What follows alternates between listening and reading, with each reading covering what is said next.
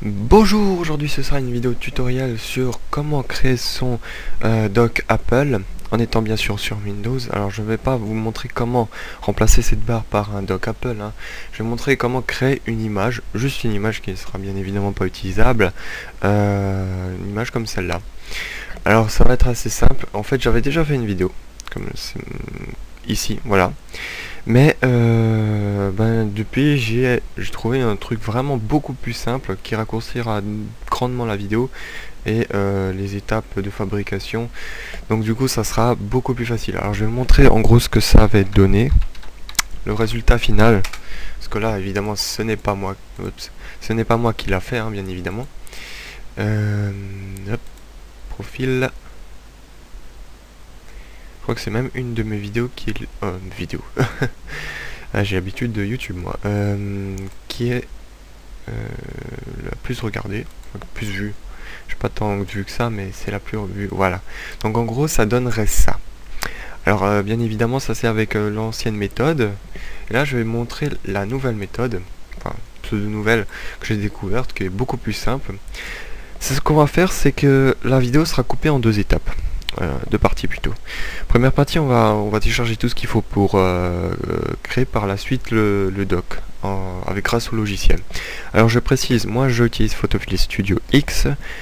Si vous avez Photoshop ou GIMP, je sais pas, GIMP ou GIMP, ou tout autre logiciel d'édition d'images, vous pouvez tout de même suivre le tutoriel puisque je vais utiliser des trucs, des options de base que n'importe quel logiciel possède. Donc vous pouvez tout de même suivre. La seule chose c'est qu'il faudra vous débrouiller tout seul lorsque je vous demanderai par exemple je sais pas, de poser un nouveau calque ou copier une image. Enfin bon bref, ça sera vraiment très basique et il n'y aura aucune difficulté si vous avez par exemple Photoshop ou autre. Voilà. Donc je voulais juste encore préciser une petite chose avant qu'on commence. Je pense à vous.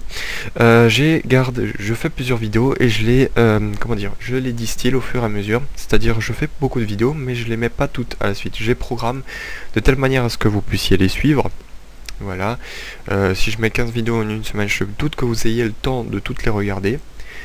Si j'en mets 15 la première semaine, 0 la deuxième, ça sera trop déséquilibré et je pense que ça vous plaira pas parce que vous n'arriverez pas à suivre tout simplement le rythme. Donc je me suis donné une sorte de calendrier. Chaque type de vidéo a sa plage horaire précise, ce qui vous permettra d'avoir le temps de regarder la vidéo. Voilà, une ou deux vidéos par semaine, ça va, c'est faisable. Donc je tiens à dire que j'ai des vidéos en stock. Comme par exemple celle-là, sur un multiplayer en Call of Duty avec mon copain. Là aussi, ça c'est en stock, ça aussi. Alors je les repousse à chaque fois ces vidéos parce que dès que je fais une vidéo qui est, comment dire, actuelle, genre par exemple celle-là, c'est sur une version, vous voyez, 0.0.8, ça n'a pas d'intérêt lorsque la version 0.0.9 va sortir. Je présente un truc qui est déjà dépassé, démodé, ça ne sert à rien. Donc c'est pour ça que je vais essayer de la sortir le plus tôt et que celle-là je les garde et je les repousse à chaque fois parce que quel que soit le moment où je vais les mettre, les sortir, ça ne dérangera absolument personne, ça sera toujours une bonne vidéo. Voilà, ce sera toujours pseudo utile. Voilà. Donc vous inquiétez pas, vous aurez des multiplayers sur un bon vieux que tout le monde connaît, Call of Duty, voilà, j'essaye de me mettre un peu à jour, d'essayer des jeux dont tout le monde parle, voilà, je fais quand même un petit peu d'effort. Donc maintenant on va rentrer dans le vif du sujet pour le tutoriel. Alors, première chose à faire, oups, excusez-moi, j'ai sifflé, on va chercher, comment dire, un template de doc. Voilà, je vous mettrai le lien dans la description de ce site qui vous propose différents modèles. Voilà, vous voyez bien que c'est à chaque fois différent. Donc là, la simple chose, c'est de le télécharger. Voilà, ça vous enverra à la personne ou le gars qui l'a créé. Voilà, vous téléchargez. Donc là, c'est un zip. Hop, je fais download, j'enregistre le fichier. Donc voilà, pour la tablette, ça c'est fait. Deuxième chose, ce qu'on va faire, c'est qu'on va aller chercher le doc, une image du doc original, c'est-à-dire une personne qui a fait une screenshot de son fond d'écran, enfin non, de son écran Apple. Donc on va aller sur Wikipédia, je vous mettrai aussi le lien dans la description. On va télécharger celui-là. Alors il y en a un qui est un petit peu plus grand. Alors enregistrez sous, hein. Ne le déplacez pas parce que sinon il va prendre le fond blanc avec. Alors qu'en réalité il n'y a pas de fond blanc. Je ne sais pas pourquoi Firefox a changé sa, comment dire, sa politique, mais bon, voilà, je cherche pas à savoir. Et ensuite on va chercher les icônes qu'on voudra placer sur, je sais pas comment on appelle ça, sur la tablette. Donc moi je vais aller chercher une icône de Firefox, voilà. Donc vous voyez bien, il n'y a rien derrière, hein. Les petits carrés sont là pour vous indiquer que derrière c'est un fond transparent. Voilà, mais on va savoir pourquoi Firefox met maintenant en fond noir ou fond blanc. Je n'ai pas trop bien compris, mais bon, bref, c'est pas grave. Donc on a l'icône qu'on veut placer, le doc original et le template, je sais pas comment est-ce qu'on appelle ça, juste la base du doc. Voilà. Donc pour la première étape, c'est terminé, et maintenant on va passer à la deuxième étape qui s'agira de créer le doc de toutes pièces. Allez, à tout de suite.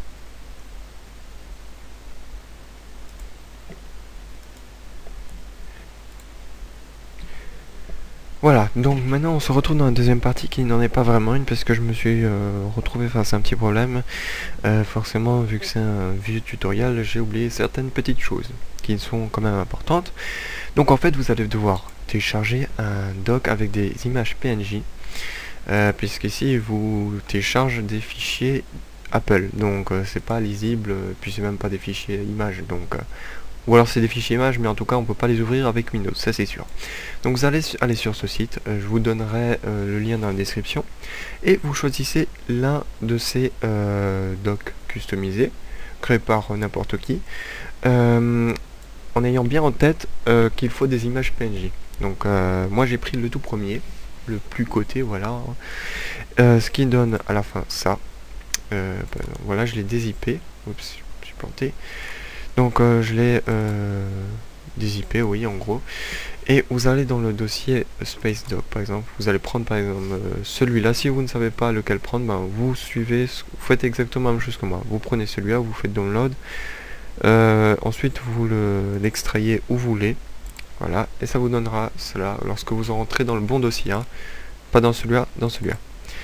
Donc ensuite, ce qu'on va prendre, c'est qu'on va pas prendre toutes les images déjà, voilà, puisque en fait vous voyez que c'est exactement la même image mais en taille différente. Alors on va prendre font line, l'indicateur, ça sera tout à la fin. Vous allez prendre le plus petit, scurve et le séparateur, voilà.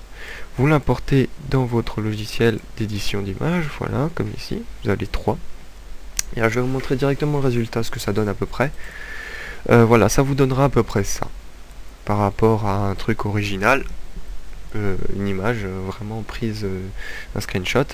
Moi j'ai réussi à créer ça. Bon, c'est vrai que c'est pas super beau parce que les coins sont pas arrondis, il n'y a pas l'ombre qui donne vraiment l'impression que c'est une vraie tablette. Enfin bon, je peux pas vous proposer un truc super luxueux, je fais ce que je peux. Donc ce qu'on va faire, c'est qu'on va créer déjà un calque, une feuille sans fond, voilà, assez grande, avec des dimensions assez grandes pour qu'on puisse bien se déplacer et qu'on ait la tranquillité d'esprit de ce côté-là. On va copier, hop, ceci, copier, coller, et on va copier en fait tout simplement, copier et coller le tout. Voilà. On va pas chercher à savoir si c'est bien placé pour le moment. Voilà. Donc maintenant, ce qu'on va redimensionner, on ne redimensionne pas le fond là avec l'espace, on va redimensionner tout le reste par contre, en fonction de la taille du premier. C'est pour ça que j'ai pris le plus petit. Vous voyez déjà que c'est déjà pas mal rikiki par rapport au truc de base, donc imaginez si je prends les grands, c'est pour ça que j'ai pris les petits. Donc on va devoir zoomer à max pour pouvoir le sélectionner, voilà, c'est ça le problème, voilà, hop, et on le replace sur le bon. Viens par là, toi. Voilà. C'est parfait. On va devoir le redimensionner pour qu'il aille jusqu'au bout, bien évidemment. Ça va prendre un petit peu de temps. Voilà. Alors, je suis obligé de zoomer à fond les bananes. Voilà, sinon ça nous fait ça. C'est pas ce qu'on veut. Alors, on va prendre en grand comme ça, on aura beaucoup d'espace. Voilà. C'est aéré, donc c'est plus agréable. Hop. Et ça jusqu'au bout. Et attention, tout ça au pixel près. Hein. On fait pas de l'à peu près.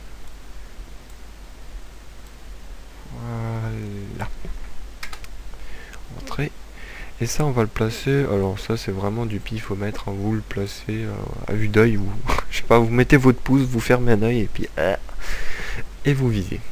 Là, donc moi je vais le mettre à peu près ici. Je le redimensionne pareil. C'est surtout la hauteur, la largeur, on s'en fout un peu. C'est juste la hauteur. Voilà. Ça, c'est beau. Et maintenant, on va importer hop, l'appel de base, le screenshot. Hop, on cherche. Où es-tu? Bref, on arrête les bêtises. Voilà, je t'ai trouvé. Et on l'apporte. Copier, coller.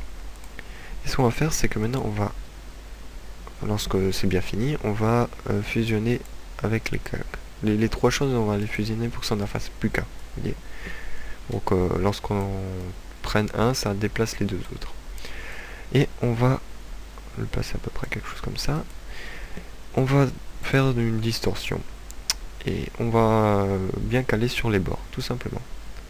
Donc au départ ça va être complètement moche, vous allez voir. Moi je fais un peu. Au départ je fais toujours de l'à peu près, voilà, je place comme ça, hop. Et ensuite on va dans les détails. Voilà. On zoom. Et on fait vraiment du pixel près. Voilà. Comme ça. On regarde, oui, c'est à peu près ça. Hop, à gauche. Voilà. Ça me semble bon. Plutôt bon. Voilà. Donc maintenant on enlève et ça nous donne ça. C'est pas super beau, mais bon. On fera avec. Ensuite, on va chercher notre petite icône Firefox. Vous pouvez mettre à peu près n'importe quelle icône du moment que en fait il y a certaines icônes, oups, je me suis planté, qui comment dire, ne me fonctionnent pas. C'est-à-dire avec l'ombrage, ça ne marche pas, ça le fait vraiment pas. Ça faut vraiment le faire en fonction, faut voir, ça dépend des icônes. Alors là on va tout simplement essayer d'avoir la même taille que l'icône iTunes. Donc on pose par dessus. Alors si on veut vraiment faire du beau, alors ouais, bon, je peux pas faire les deux choses en même temps, donc suffit de changer l'opacité à 50%, comme ça on voit un peu à travers. Alors hop, avec le clavier plus précisément, encore un chouïa, voilà, on va aller encore un petit peu, voilà, c'est parfait. Donc maintenant, non, on ne sélectionne pas, on la prend, on la pose, on regarde à peu près comment les icônes sont placées aussi. Hop, je la place à peu près là. On clique dessus, on duplique, on la renverse, on la fait descendre. Voilà, à peu près quelque chose comme ça. On compare toujours avec celle de base. Voilà, c'est quelque chose comme ça. On va prendre la gomme maintenant. Alors je prends le cercle.